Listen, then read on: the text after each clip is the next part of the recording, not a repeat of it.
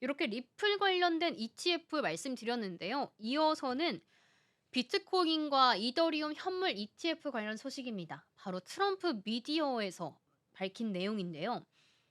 트럼프 대통령이 대주주로 있는 곳이죠. 바로 트럼프 미디어 앤 테크놀로지 그룹이 비트코인과 이더리움을 직접 보유하는 현물 ETF를 출시한다고 추진하고 있습니다.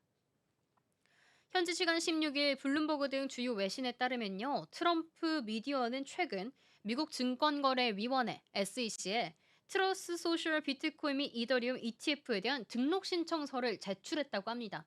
지금 신청서만 제출한 상태라는 점 함께 말씀드리고요.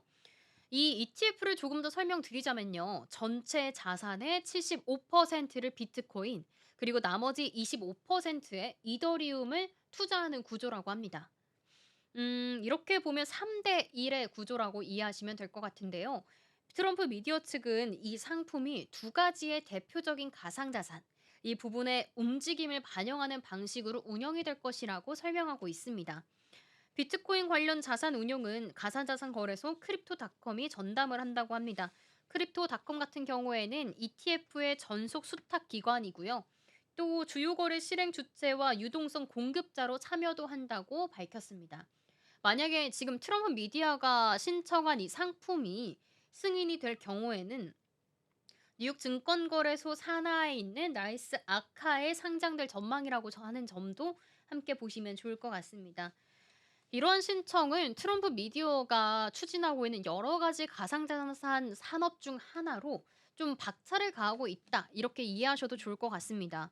트럼프 미디어는 앞서 비트코인 구매를 위해 기관 투자자들로부터 약 25억 달러의 자금을 유치하겠다고 발표한 적 있다. 이 부분도 뉴스로 전해드렸었고요. 또 이달 초에는 비트코인에만 투자하는 현물 ETF 당국에 신청한 바 있다는 점도 코린이 탈출하기로 매주 이야기 드렸습니다. 또 트럼프 미디어 자체 금융 플랫폼 트루스파이를 운영한다는 계획도 있으니까요. 좀 트럼프 미디어가 가상자산에 있어서 상당히 다각도로 이런 신청들을 내고 있고 추진을 하고 있다는 점을 함께 이해해 주시면 좋을 것 같습니다. 이어서는 스테이블 코인 관련된 소식들을 만나보도록 하겠습니다. 스테이블 코인 국내외에서 정말 핫한데요. 국내에서도 지금 오늘 화요일 같은 경우에도 스테이블 코인 가상자산 관련된 업종들이 강세 보였습니다. 아무래도 이재명 정부가 출범하면서 스테이블 코인에 대한 기대감도 한몸에 받고 있는 것으로 보여지고 있고요.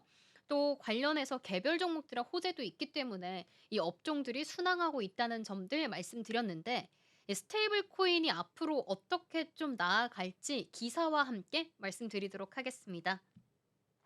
먼저는 해외에 있는 스테이블 코인 소식부터 전해드리고자 합니다. 월마트와 아마존도 만든다는 뉴스인데요. 자체 스테이블 코인 발행을 추진한다고 월스트리트 저널이 현지 시간 13일에 보도를 했다고 합니다.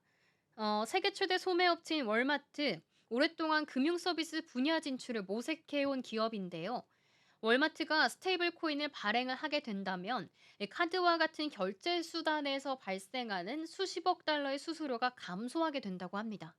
또 더 빠른 결제 처리가 가능해진다는 전망도 있는데요.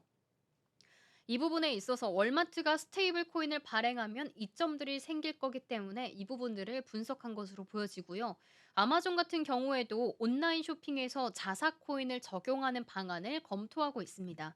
내부적으로 논의가 되고 있는데, 이 월스트리트 저널에 따르면요.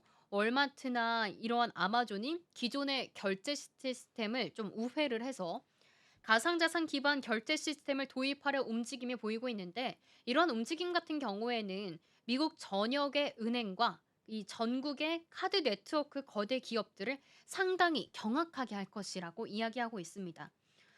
아무래도 자사들이 발행한 스테이블 코인을 사용하는 걸 적극적으로 추진하게 된다면 기존에 독점하고 있던 은행, 카드사들은 이 수수료 면에 있어서 타격을 받을 수 없기 때문에 이런 기사가 나온 것으로 보여지고 있고요. 스테이블 코인을 살짝 더 주목해 보자면, 그동안 가상자산 거래나 탈중앙화 금융만으로 사용되던 이 담보 용도로 사용되던 스테이블 코인이 이제는 용도가 상당히 상용화되고 우리랑 좀 더 친숙한 방안으로 모색한 것으로 보여지고 있습니다.